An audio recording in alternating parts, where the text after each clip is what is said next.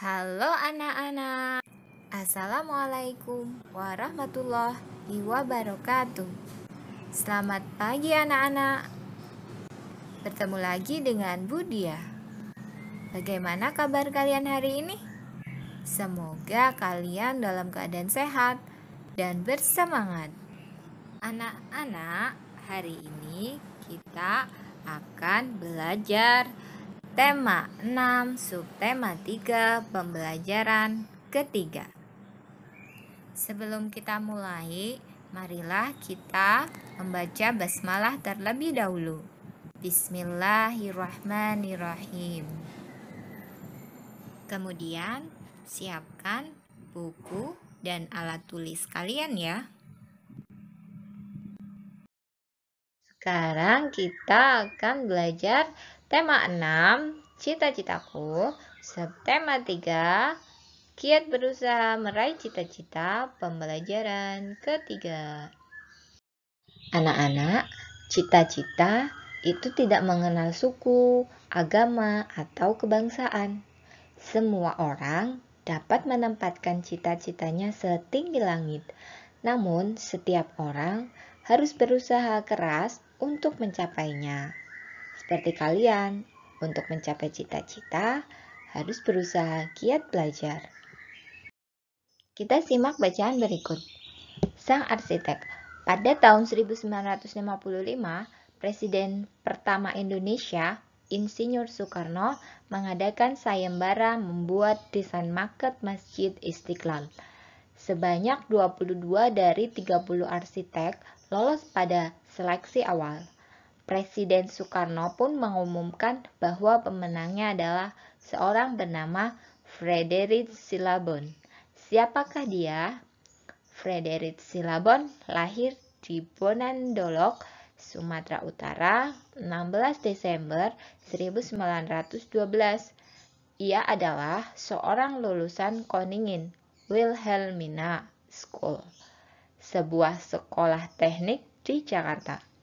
Meskipun bukan lulusan sekolah arsitektur, ia dapat memenangi sayembara tersebut. Dan semenjak itulah karya-karyanya banyak dikenal di seluruh Indonesia.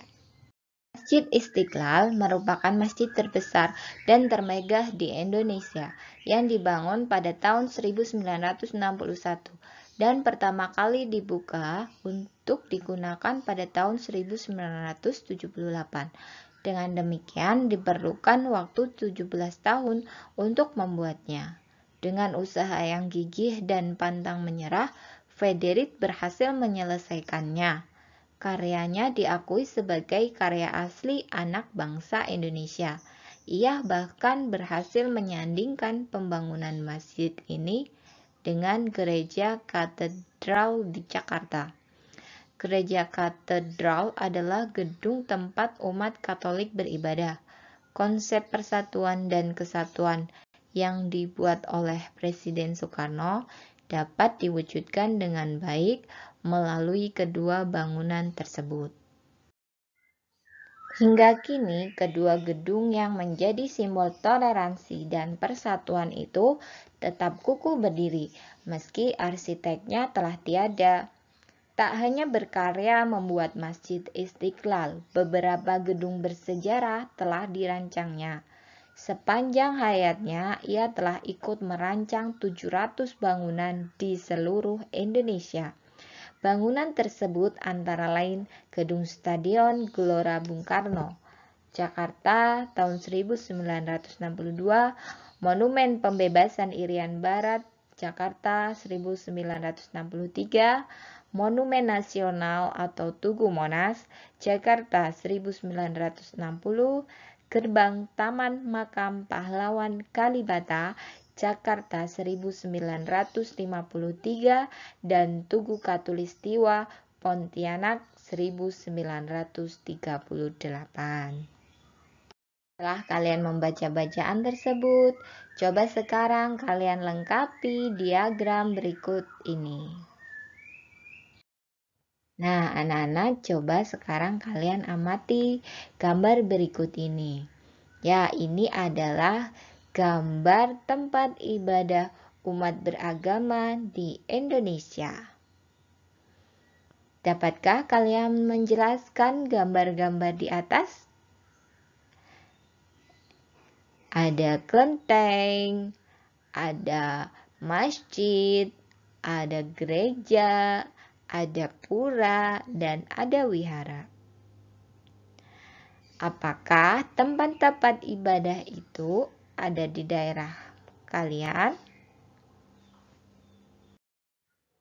Nah, anak-anak, sekarang marilah kita simak peta persebaran sumber daya alam hayati yang ada di Indonesia. Peta tersebut disebut peta tematik, yaitu peta yang berisi informasi khusus. Peta persebaran sumber daya alam berupa tumbuhan di atas menunjukkan daerah-daerah yang memiliki sumber daya tumbuhan untuk kebutuhan hidup masyarakat di Indonesia. Sumber daya alam tumbuhan di antaranya adalah tanaman pangan, tanaman industri, dan hutan. Tanaman pangan terdiri atas tanaman padi, palawija, sayuran, dan buah-buahan.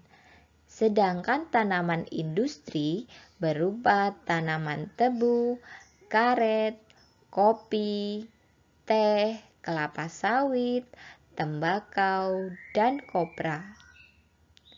Tanaman hutan diperlukan untuk mencegah banjir, tanah longsor, menyimpan cadangan air, serta perlindungan hewan. Sumber daya alam berupa hewan terdiri atas hewan liar dan hewan ternak. Hewan liar tinggal di hutan dan taman-taman nasional untuk dilindungi dari kepunahan. Contoh hewan liar tersebut yaitu harimau, kera, orangutan, gajah, badak, banteng, dan anoa. Hewan ternak merupakan hewan yang dipelihara atau diternakan untuk memenuhi kebutuhan manusia.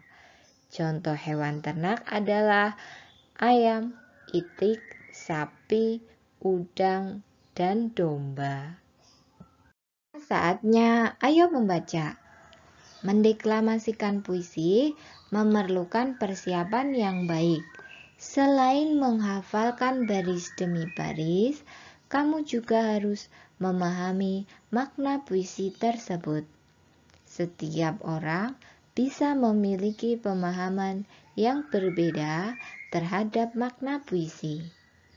Salah satu cara untuk membedakan makna puisi adalah dengan memberikan penekanan pada saat mendeklamasikannya. Pemberian tekanan pada baris puisi biasanya menggunakan tanda V. Perhatikanlah penggunaan tanda tersebut di bawah ini. 1. V1 menyimbolkan tekanan kata pendek sekali.